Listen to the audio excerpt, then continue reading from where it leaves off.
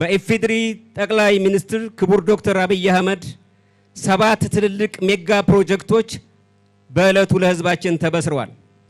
በተለይም ደግሞ እንደ አማራ ክልል የህዳሴ ግድቡ ለዘመናት ስንፋለም እንደነበርበት ሁሉ በአገራችን የተፈጥሮ ጋዝ የማውጣት የ50ና የ60 ዓመት ውጥናችን እውን የሚሆንበት ዘመን ሲበሰር ኢትዮጵያችን በነዳጅ በውጭ ምንዛሬና በአቅርቦት የሚገጥማትን ችግር በትልቁ የሚያቃልልና ከዚህም በተጨማሪም የአርሶ አደርና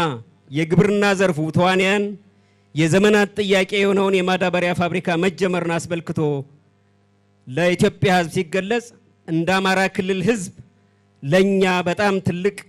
ዋጋ ያለውና እውነትም የኢትዮጵያ የከፍታ ዘመን እየተረጋገጠ መሆኑን ያዳመጥንበት የሰማንበት ተግባራዊ እንቅስቃሴ መጀመሩንም የተገነዘብንበት ዕለት ነው። ክቡራንና ክቡራት ኢትዮጵያ ሀገራችን እስካሁን ያካበተችውን ተቋማዊ አቅም በመጠቀም የተፈጥሮ ጸጋዋን በማልማት እድገቷን ለማረጋገጥና የህዝቦቿን የኑሮ ደረጃ ለማሻሻል እየተጋች እንደምትገኝ ሁላችንም የምናውቀው ሀቅ ነው።